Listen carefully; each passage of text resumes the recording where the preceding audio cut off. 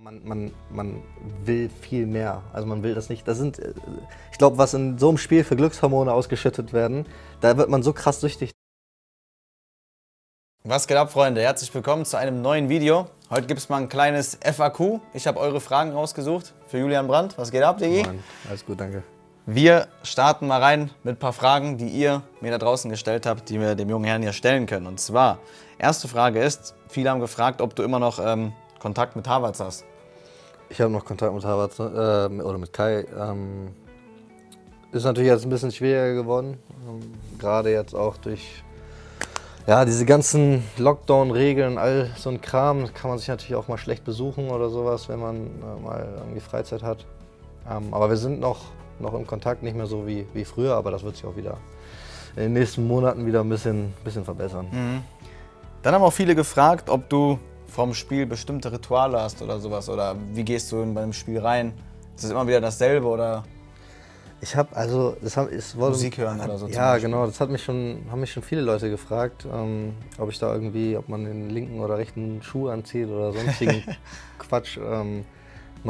Mach ich persönlich nicht. Ich höre ein bisschen Musik. Was hörst du für Musik, wenn ich fragen darf? Alles Mögliche. Höre ich ein bisschen, es gibt so ein französisches Duo, PNL heißen die machen relativ gechillte Musik und dann kommst du halt ein bisschen rum. Auditi ist geil, ja, das ist geil.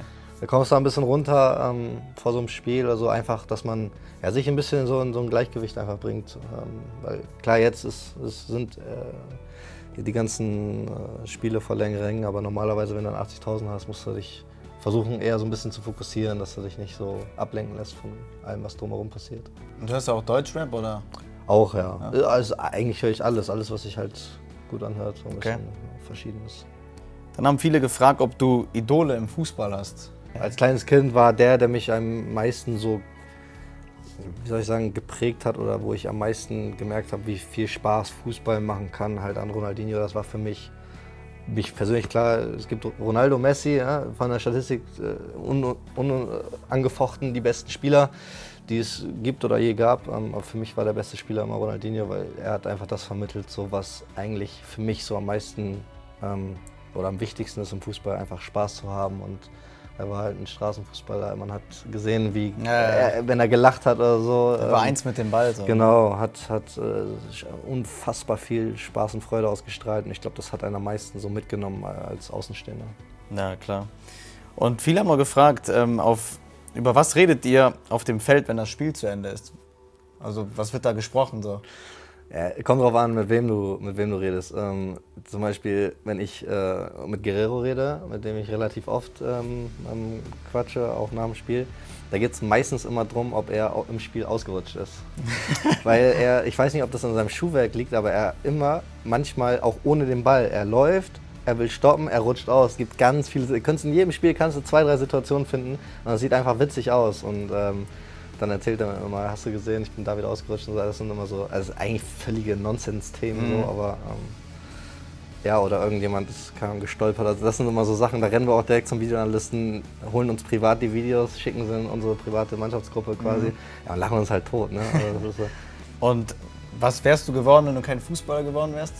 Hast du da irgendwas in Aussicht gehabt? Keine Ahnung, ich habe wirklich keine Ahnung. Ich habe mir als Kind nie Gedanken darüber gemacht, so was will ich mal werden oder wie ist mein Plan. In meinem Leben passiert vieles spontan, vieles so von heute auf morgen, bis sich was entwickelt. So. Und ich habe heutzutage andere Interessen als Kind zum Beispiel. Deswegen, das entwickelt sich alles so mit der Zeit. Ja. Und was war so für dich das wichtigste Spiel? Hast du da irgendwas im Kopf, was dir hängen geblieben ist? So? Oder dein erstes Profispiel?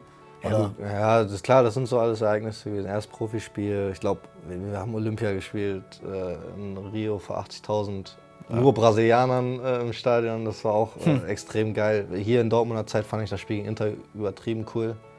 Klar, für mich persönlich das Pokalspiel gegen Gladbach. Also es gab schon coole Spiele, so an die man sich, glaube ich, noch lange erinnern wird. Und wie stehst du zu dem Thema E-Sports? Schaust du da auch mal ein paar Streams und sowas, auch fußballtechnisch oder auch andere Games und so? Ja, also ich finde E-Sports echt cool. Bin extrem erstaunt, wie rasant es quasi sich entwickelt und wie groß es teilweise auch aufgebaut wird. Also wenn du dann wirklich die E-Sport-Arenen siehst oder sowas, Ich habe jetzt vor einem Jahr auch mit Kai und ein paar anderen, Marco hat das ja gehostet quasi, gab es so ein Fortnite-Special quasi, wo wir in Köln dann waren. Ja. Wenn du merkst, wie krass das aufgebaut wird und so, wie viele Leute dahinter stecken, das ist schon echt bemerkenswert. Und klar, ich verfolge das jetzt nicht jeden Tag, aber so mit Twitch und sowas gibt es ja auch genügend YouTuber und so, die du mal verfolgst. Da ist schon, also da bin ich dann schon noch auch, oder kenne ich mich zumindest dann mit ein paar Leuten aus. Ja.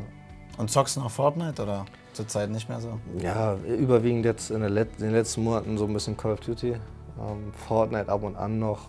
FIFA momentan gar nicht, aber das ist immer so ein bisschen periodenabhängig. Manchmal gibt's eine Zeit, da zocke ich echt viel, manchmal zocke ich gar nicht. Ja. Ja. Und in der Schule, in welchem Fach warst du da am besten? Außer Sport. Was gab's da? Warst du Mathematik-Genie? Ich habe Mathe gehasst. Also ich kann gar nicht so genau darüber sprechen, wo ich gut drin war, sondern eher, wo ich richtig scheiße drin war. Und das war Mathe, das war Bio, Physik, war Chemie. Ja, so diese ganzen Fächer, Naturwissenschaften und sowas. Das war ekelhaft. Also ich habe großen Respekt vor den Leuten, die da echt gut drin sind. Mein Vater war in Mathe bombastisch. Das hat er mir nicht vererbt. Ich war eine Wurst da drin. Interessiere mich bis heute auch nicht für so Zahlen. Also das kann ich überhaupt nichts mit anfangen. Aber so, ja, weiß nicht, so Sprachen war schon eher sowas, wofür ich mich dann eher interessiert habe. Perfekt. Und nochmal zu der Frage vorhin, was sagst du zurzeit bester Spieler in deinen Augen? Ja, zurzeit, ich glaube, wenn man jetzt auf dieses Jahr geht, war glaube ich, war Lewandowski, glaube ich, schon noch am besten drauf. Er hat auch die Auszeichnung bekommen. Ja, aber auch unabhängig davon war schon Wahnsinn, was der alles weggebombt hat und auch wie er Fußball spielt und so, das muss man schon echt anerkennen. Klar, auf die Periode oder allgemein betrachtet gibt es ja dann nur noch, glaube ich, Messi und Ronaldo. Und vom Talent her ist Messi, glaube ich, noch ein Stück weiter vorne. Von dem, was investiert wird, muss man, glaube ich, vor Ronaldo an den Hut ziehen. Also was sagst du, Mbappé? Das ist eine schwierige Frage. Ja, der wird wahrscheinlich die nächsten Jahre dann die Ära prägen. Ja, bin mal gespannt, ob der so konstant bleiben wird. Ja, ne? ich glaube, Erling ist auf einem guten Weg auch. Ja, das stimmt. Weil natürlich jetzt auch es geht vieles nach Statistik, ne? Vieles nach Tore und nach Vorlagen, da ist halt dann eine super Quote. Gut, als Stürmer wird man daran ja auch gemessen. Es ist schwierig. Und manchmal kommen auch Leute aus dem Nichts, so, weißt du? Deswegen muss man mal abwarten. Okay, dann haben wir noch eine entscheidende Frage, die ist ein bisschen länger. Wie fühlt es sich an, wenn man immer schon davon geträumt hat, Fußballstar zu werden und nach harter Arbeit den lang ersehnten Erfolg dafür erntet? Ganz besonders dann, wenn man zum ersten Mal auf dem Platz steht und die Fans hört.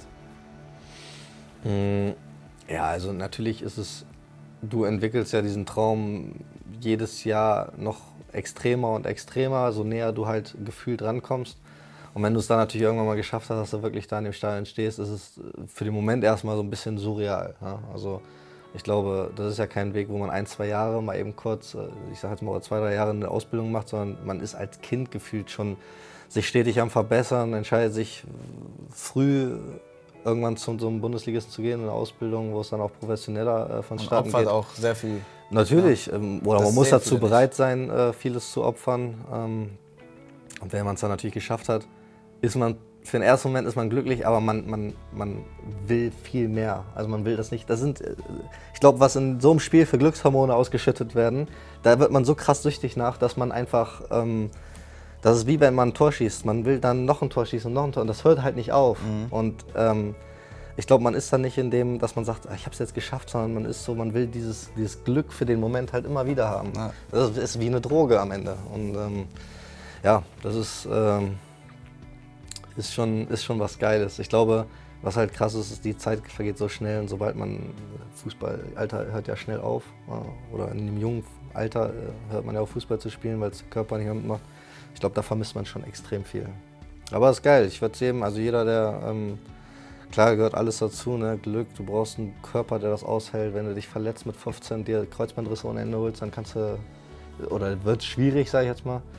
Aber jeder, der da irgendwie den Biss hat und das vielleicht auch das nötige Talent und Glück, der sollte sich daran versuchen, warum denn nicht? Ja, viele haben ja den Traum, ne? Auch von meinen Zuschauern schreiben dir auch immer rein, ob du Tipps hast oder was man da machen kann. Ich habe ja ein bisschen einen anderen Weg eingeschlagen. Ich bin ja erst in der U17 zum Bundesligisten gegangen. Bis dahin hatte ich eigentlich nur mit meinen Freunden gekickt, weil Für mich war das, woran ich mich immer festgehalten habe, einfach Bock drauf zu haben und Spaß zu haben. Ich habe das nie als Arbeit gesehen.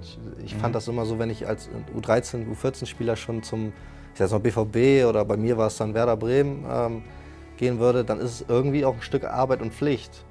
Und für mich war Fußball immer Spaß und so. Und ich glaube, dann entwickelst du dich am meisten. Und wer keine Freude mehr am Sport hat, der wird Probleme haben, sich zu verbessern. Und deswegen, ich habe meinem kleinen Bruder immer gesagt, weil er jetzt ja in der Jugend ist, solange du Spaß hast, mach dir keinen Kopf, dann verbesserst du dich immer wieder.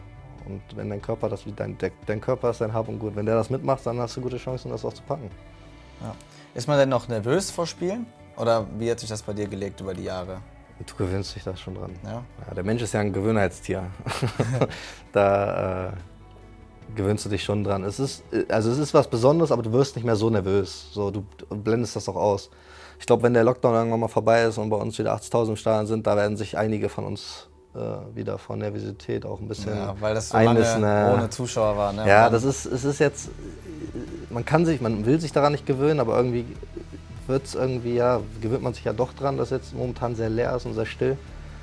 Aber sobald das wieder da Randale gemacht wird, glaube ich, wird es die ersten Spiele ein bisschen anders aussehen bei vielen Spielen. Wenn dann auch Bälle vielleicht mal ins Ausgeschossen, weil man dann doch ein bisschen nervös ist. Ja, super, danke dir für das korrekte Interview. Hat sehr viel Spaß gemacht. Gerne, gerne. Lasst einen Daumen nach oben da, Leute. Wir sind am Ende des Videos angekommen. Danke fürs Zuschauen. Wir sehen uns beim nächsten Mal wieder. Haut rein und ciao.